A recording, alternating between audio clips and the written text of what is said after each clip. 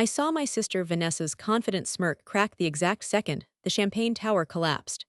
She had just yanked me from my wheelchair in front of 60 of her closest friends, screaming that I was faking my paralysis for attention.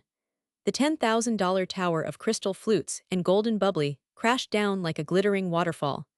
Vanessa's perfect engagement party turned into a soaking, glass-strewn disaster. Her fiancé Derek stood there with his mouth open. Her future mother-in-law shrieked, and Vanessa looked at me, soaked in champagne, expecting to see humiliation on my face.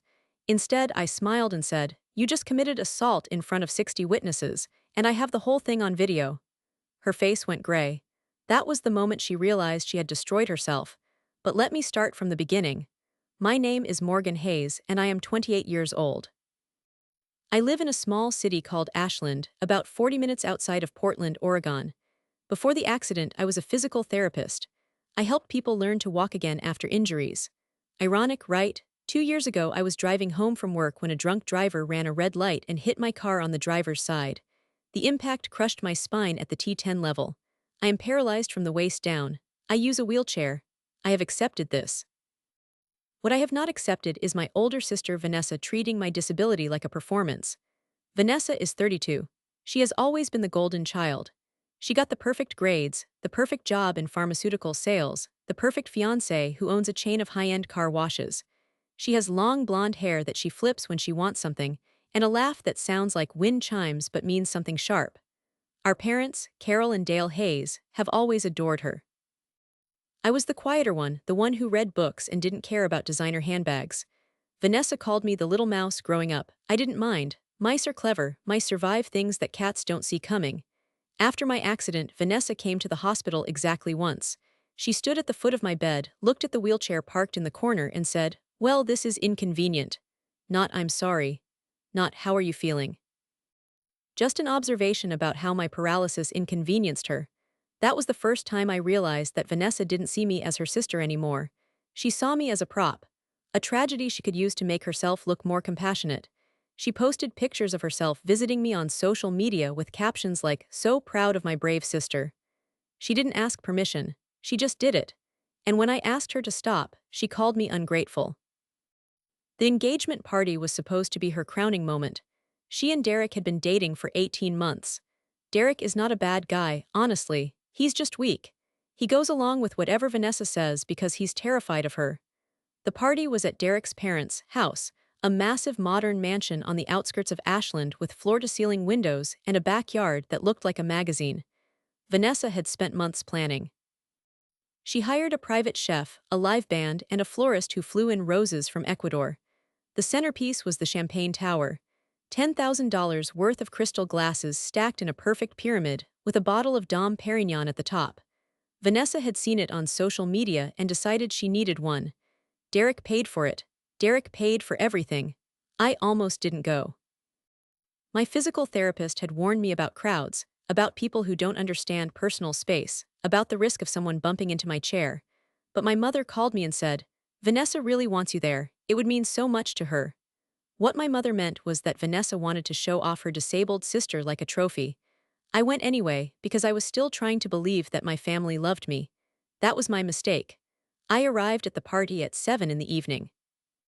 I wore a simple blue dress that covered my legs. I had put on a little makeup, which I never do because I wanted to look nice. Vanessa saw me from across the room and waved. She was wearing a white gown that cost more than my car. She glided over to me, kissed the air next to my cheek and said, "Morgan, you look so brave." That was her word for me now, brave. As if existing in a wheelchair was an act of heroism instead of just my life. I smiled and said, "You look beautiful, Vanessa." She nodded like she already knew. For the first hour, things were fine. I talked to Derek's parents who were polite but uncomfortable. They didn't know where to look when they talked to me. People always do that. They stare at the chair instead of my face. I'm used to it.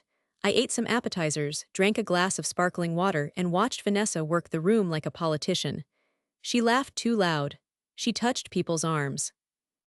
She made sure everyone saw her engagement ring, which was the size of a small planet. I was about to leave early when Vanessa grabbed a microphone and announced that she wanted to say a few words. She stood next to the champagne tower. The lights were dimmed. Everyone gathered around. Vanessa started crying, which I'm sure she practiced in the mirror. She talked about how Derek had changed her life, how she had never known true love until him. Then she turned to me. "And I want to thank my sister Morgan for being here tonight," she said, her voice dripping with fake emotion. "Morgan has been through so much. 2 years ago she was in a terrible accident, and honestly some days I don't know how she gets through it." People looked at me with pity. I hated it, but I smiled and nodded. Then Vanessa said something that made my blood go cold. She said, "You know, sometimes I wonder if Morgan's injury is as bad as she says. I mean, she can move her legs a little when she thinks no one is watching." The room went silent. I stared at her. "My legs do not move. They have not moved since the accident. The doctors said there is a 0% chance of recovery." Vanessa knew this. She had read the medical reports, but she said it anyway because she wanted attention. She wanted people to look at her, not me. She wanted to be the victim of a difficult sister instead of just a happy bride. I opened my mouth to defend myself, but Vanessa wasn't done. She walked over to my wheelchair. She grabbed the handles. "See," she said to the crowd. "She doesn't even try to stand up. She just sits there and expects everyone to feel sorry for her." Then she yanked the chair backward. The wheels caught on a rug. The chair tipped. I fell forward onto the hardwood floor. My face hit the ground. I felt a sharp pain in my wrist. And then I heard the champagne tower start to go. The crystal glasses toppled one by one, a domino effect of expensive destruction. Champagne sprayed everywhere. Glass shattered on the floor, on people's shoes, on Vanessa's white gown. The tower that cost $10,000 was gone in 3 seconds. Vanessa stood there, dripping, her perfect hair plastered to her face. Derek looked like he was about to cry. His mother screamed, "My floors!" Someone's child started wailing. And I lay on the floor trying to push myself up, my useless legs tangled in the chair that had fallen on its side. That was when I said it. "You just committed assault in front of 60 witnesses, and I have the whole thing on video." I didn't actually have a video, but I had something better. A few months earlier, after Vanessa had made a cruel comment at a family dinner, I had started wearing a small audio recorder in my pocket. It was a tiny device, the size of a key fob, that recorded everything. I had been documenting her abuse for weeks, not because I planned revenge, but because I thought maybe I would need proof if things got worse. And things had just gotten much worse. Vanessa's face went gray. She looked at the guests. She looked at Derek. She looked at me on the floor, still not offering to help me up. "You're lying," she whispered. "You don't have anything." I pulled the recorder from my pocket and held it up. Little red light was blinking. "Want me to play back what you just said?" I asked. "Or should we wait for the police?" Someone called an ambulance. Someone else called the police. I don't know who. I just remember lying on that cold floor, staring at the ceiling and feeling a strange sense of calm. Vanessa had finally done something so public, so undeniable, that no one could pretend it didn't happen. My mother rushed over and tried to help me up, but she didn't know how to lift me safely. Derek's father, a former Marine, gently picked me up and placed me back in my wheelchair. My wrist was sprained. My pride was bruised, but I was alive, and I was done being quiet. The police arrived 20 minutes later. They took statements from everyone. Vanessa tried to say that I had fallen by accident, that she was just trying to help me, that I was confused. But too many people had seen the truth. Derek's mother, who had never liked Vanessa, gave a statement that was very detailed. The chef, who was washing dishes in the kitchen, heard the whole thing through the open window. Even Derek, after a long pause, told the officer that Vanessa had pulled the chair. He looked at her with something like disgust. That was the beginning of the end for them. I went home that night and listened to the audio recording. You could hear everything clearly. Vanessa's cruel words, the crash of the champagne tower, my calm response. I saved the file in 3 different places. Then I called a lawyer. Her name was Elena Vasquez. She was a tiny woman with sharp eyes and a reputation for taking down bullies. I met her in her office the next morning. I played her the recording. She listened without expression. When it ended, she said, "We can sue her for assault, battery, and intentional infliction of emotional distress. We can also file a police report for criminal charges, but you need to decide what you want. Do you want money? Do you want her to go to jail? Do you want her to apologize?" I thought about it. "I want her to understand what she did," I said. "I want her to feel the consequences, and I want everyone to know who she really is." Elena nodded. "That's not a legal strategy," she said. "That's a life strategy, but I can work with it." The next few months were a chess game. Vanessa tried everything to make the case go away. She sent me a long text message saying she was sorry, that she had been drinking, that she didn't mean it. I didn't respond. She sent our mother to talk to me. My mother showed up at my apartment with tears in her eyes. "She's your sister," my mother said. "You can't destroy her life over one mistake." I looked at my mother and said, she pushed me out of my wheelchair in front of 60 people and accused me of faking my paralysis. That's not a mistake, that's a choice. And I'm not destroying her life, she did that herself. My mother left angry. She didn't speak to me for 2 months. That hurt. But I had learned that blood doesn't mean family. Family is about who shows up for you when you're on the floor. Vanessa also tried to intimidate me. She showed up at my physical therapy appointments, waiting in the parking lot. She sent Derek to talk to me, but Derek just stood there awkwardly and said, "She's really sorry, Morgan." I said, "If she's really sorry, she can tell the truth in court." Derek shrugged and left. He and Vanessa broke up a week later. The engagement was called off. Vanessa blamed me, of course. She posted a long, angry rant on social media about how her jealous, crippled sister had ruined her wedding. The post went viral for all the wrong reasons. People commented calling her a monster. She deleted it within an hour, but screenshots live forever. While Vanessa was busy playing the victim, I was building my case. Elena and I gathered evidence. We got the police report. We got witness statements from 12 different people. We got the medical records proving my paralysis is permanent and severe.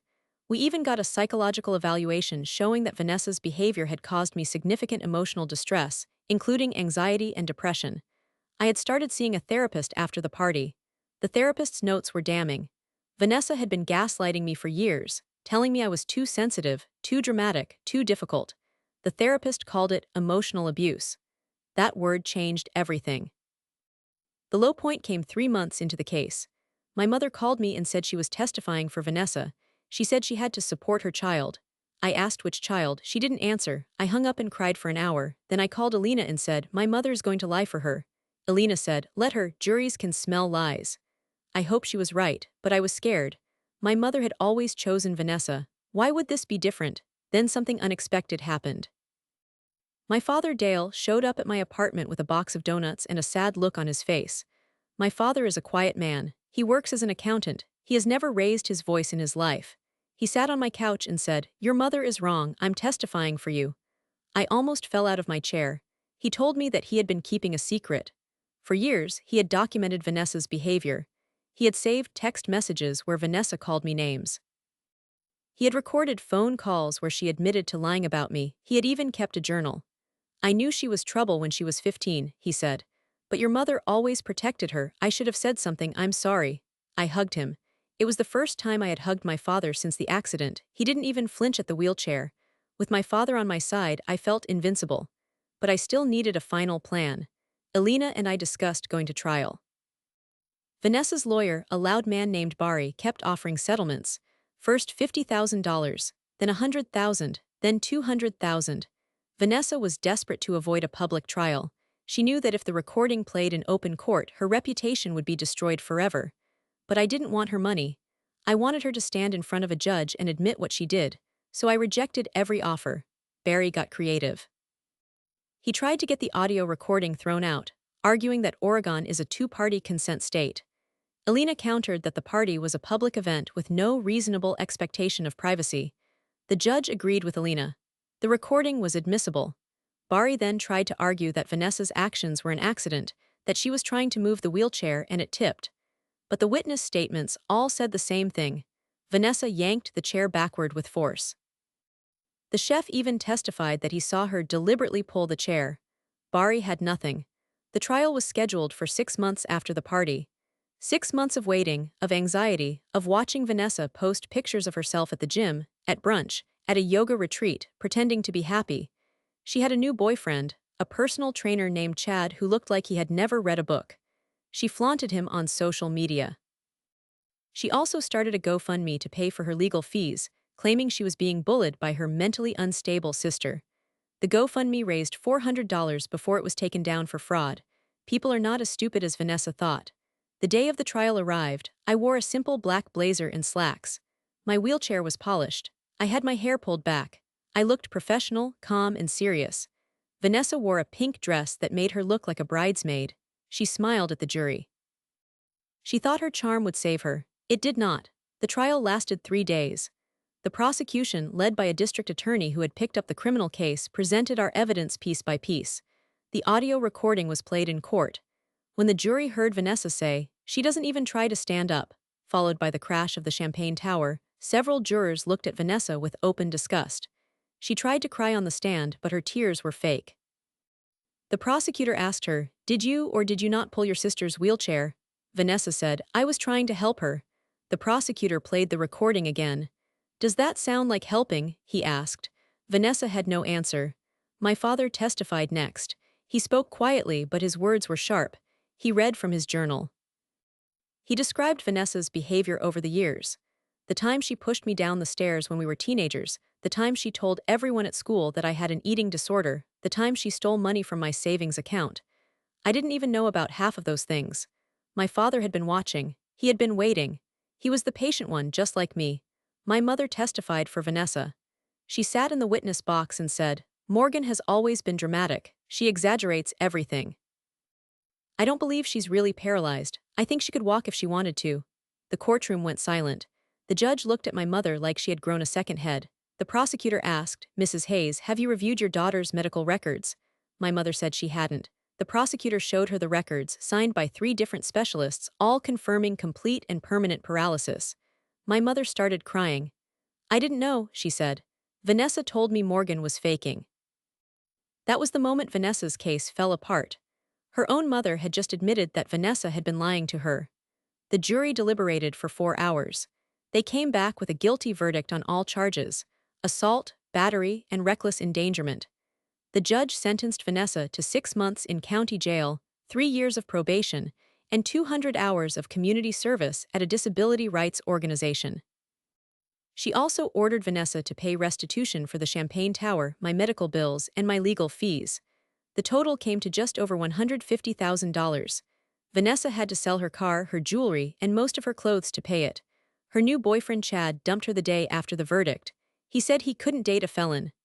I almost felt bad for her. Almost. But the best part came after the criminal trial.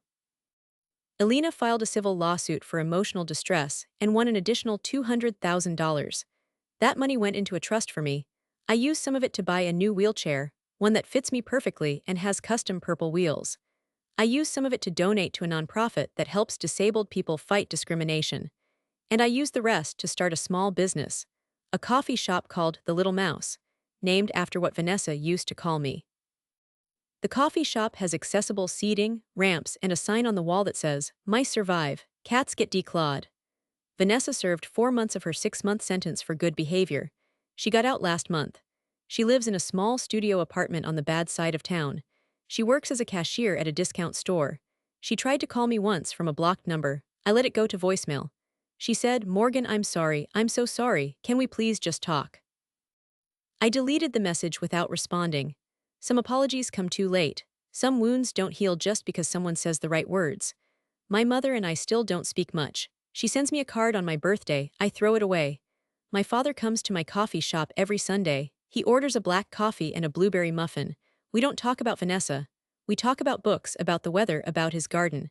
It's not perfect, but it's honest. That's more than I had before. The final twist came 2 weeks ago. I was cleaning out my old bedroom at my parents' house, the one I grew up in. My mother had asked me to take the rest of my things because she was planning to turn the room into a sewing room. I didn't mind. I hadn't lived there in years.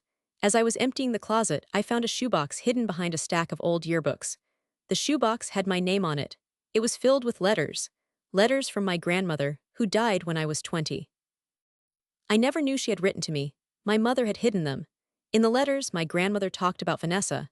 She wrote, "Your sister has a darkness in her. She will try to hurt you. Do not let her. You are stronger than you know." There were 23 letters in total, spanning 5 years. My grandmother had seen what I was only beginning to understand, and my mother had kept them from me because she didn't want to admit that her favorite child was a monster. I sat on the floor of that empty bedroom and read every letter. Then I took a picture of each one and sent them to my mother with a single text.